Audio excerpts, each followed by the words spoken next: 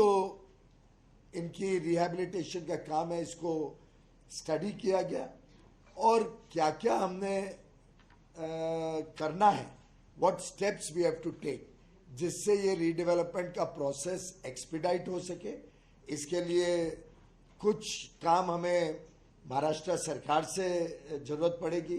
खास तौर पे हमने अनुरोध किया है महाराष्ट्र सरकार को कि इसमें से जो नॉन सेस बिल्डिंग्स हैं उसको सेस में कन्वर्ट किया जाए।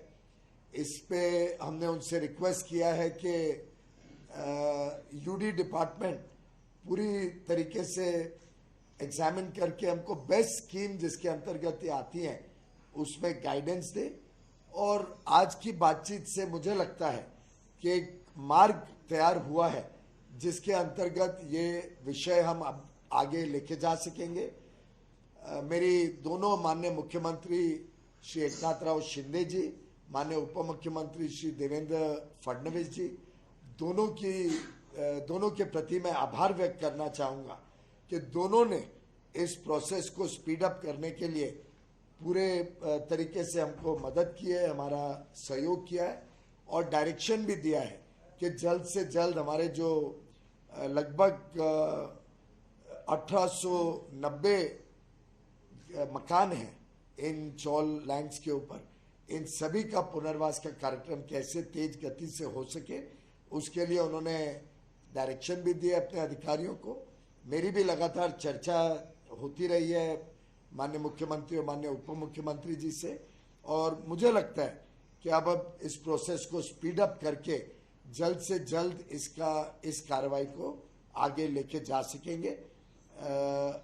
म्हाडा और एमएमआरडीए का भी अधिकारियों का मैं धन्यवाद करूंगा कि बहुत ही कोऑपरेटिव तरीके से उन्होंने भी हमें गाइड किया कि कैसे इस प्रोसेस को स्पीड अप किया जा सकता है। साधारणतः अगले कुछ ही दिनों में उनका इंस्पेक्शन भी पूरा हो जाएगा इन सब चॉल्स का। उन्होंने इंस्पेक्शन का प्रोसेस हमारे अनुरोध पे शुरू कर दिया है और आज मैंने रिक्वेस्ट की है कि जल्दी वो प्रोसेस को पूरा किया जाए।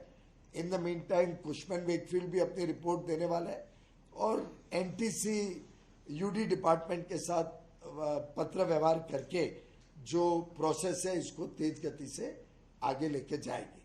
मैं समझता हूं कि महीने डेढ़ महीने में इसमें सिग्निफिकेंट प्रोग्रेस होने का अनुमान आज की बातचीत से लगा और उसके बाद मैं फिर आपके पास आके इसका लेटेस्ट अपडेट दूंगा।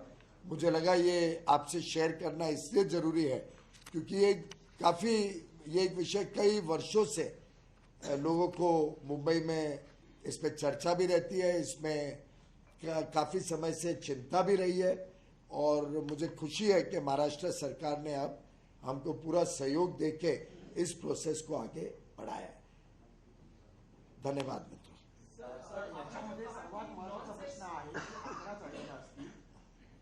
Can you just introduce yourself? मेरा नाम चेतन दिमागी लोकशेजी से। सर जो 11 जो काम है वहाँ का जो पुनर्वास होने वाला है ये बहुत सालों से चर्चा थी, लेकिन अभी उन चालों की परिस्थिति बहुत खराब है और बहुत सारे स्लैब गिर रहे हैं, उनका कहीं पे भी रिपेयर नहीं हो रहा है, इस कारण की पुनर्वसन होने वाला है। तो ये रिपेयर अभी होगा या पुनर्वसन की प्रक्रिया शुरू रहेगी? ये अभी आज चर्चा हुई है कि क्या तरीके से इसको स्पीड अप कर सकते हैं क्योंकि महाराष्ट्र सरकार की इसमें अहम भूमिका रहेगी। एनटीसी के पास वो कैपेसिटी नहीं है कि वो इस प्रोसेस को संभाल सके। उन्होंने तो इस टाइप का काम कभी देखा भी नहीं है, किया भी नहीं है। तो हमने म्हाडा से रिक्वेस्ट की है कि वो इसको टेकअप करें, इसलिए ये सेस नॉन सेस को भी सेस में कन्वर्ट करने का उनको रिक्वेस्ट किया है।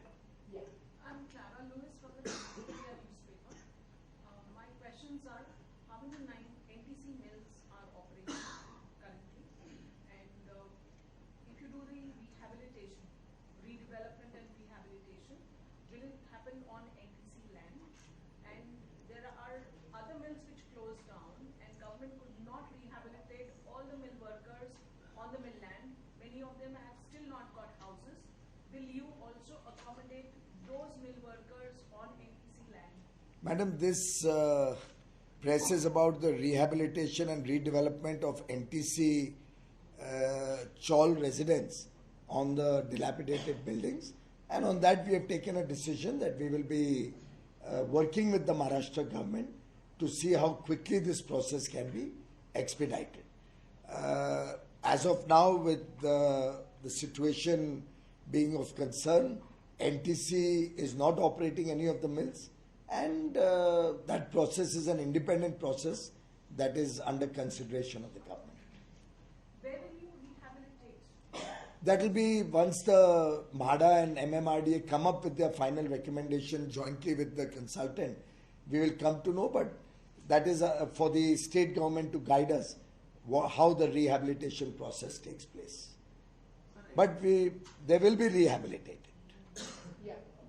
सर नमस्कार, my name is Gaurav Narula, I am from the 2 Month online. Sir मेरा सवाल है कि जब आज से पहले वो जो चॉल्स को बनाया गया था, उस टाइम नीड बेसिक एमिनिटीज की अकॉर्डिंगली देखते हुए उन्हें बनाया था। आज जब हम मॉडर्नाइज जमाने में है, ग्लोबल चेंज देख रहे हैं, तो ऐसे में जो आप एनटीसी के लैंड पर जो भी आप रिहेबिलिटेशन करेंगे, क्या उसमें ये देखा जाएगा कि उनको आज के हिसाब से बेसिक एमिनिटीज मिले, और अगर ऐसा है तो क्या होंगी?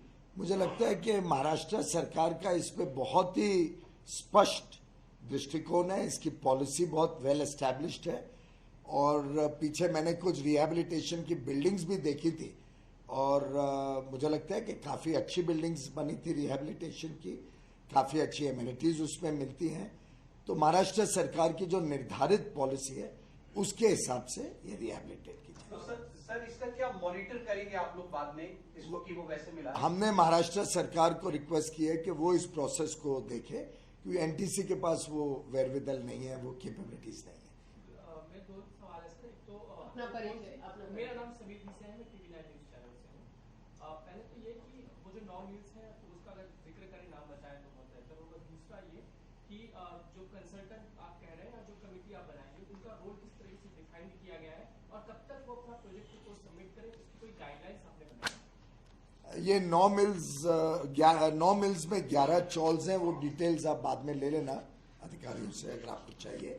ये जो कमेटी बनाई गई है, ये कमेटी को स्पष्ट निर्देश दिया है कि वो कैसे इस पूरे प्रोसेस को स्पीड अप किया जा सकता है, और कैसे हम जल्द से जल्द इन लोगों को पुनर्वास कर सके। ये बेसिकली इस कमेटी का उद्देश्य है, और कमेटी ऑलरेडी बना चुके हैं, और कमेटी ने ही टेंडर फ्लोट करके अलग अलग कंसल्टेंट्स की कोटेशंस लेके अपॉइंट किया है कुशमैन एंड वेकफील्ड को। ये ऑलरेडी अपॉइंटमेंट हो चुकी है, उनका काम शुरू हो गया है। जैसे मैंने बताया, अगले 1.5 महीने में मुझे लगता है इसमें काफ़ी प्रगति होने का आज जो हमने डेडलाइंस और टाइमलाइंस बनाई है, इससे अनुमान लगता है। सर नमस्कार, मेरा नाम राजीव है, मेरा सवाल ये है कि क्या एनटीसी की कुछ जमीनों पर कहीं इंक्रोचमेंट की भी शिकायत है? क्योंकि इसके पहले लगभग 1 साल पहले आपने ड्रोन सर्वे कराकर चेक करने का भी सुझाव दिया था अपनी तरफ से कि एनटीसी की कुछ जमीनों पर इंक्रोचमेंट हुआ है।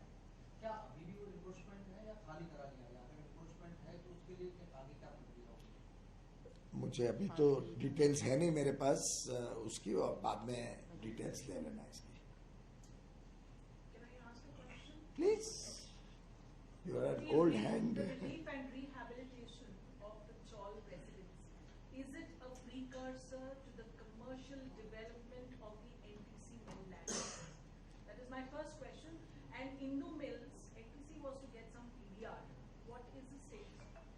Well, as far as the issue on hand is, we are only concerned about the rehabilitation of the people who live over there on these NTC lands.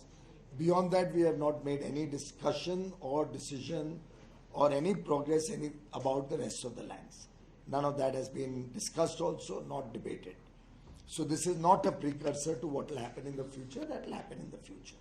Nothing has been discussed about that.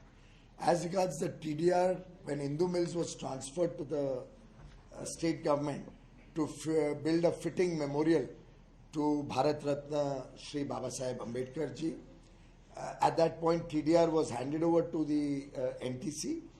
We have that TDR. It is about 1,30,000 square meters of land. I have requested the state government to take up this TDR and help us also through the same committee to monetize that TDR.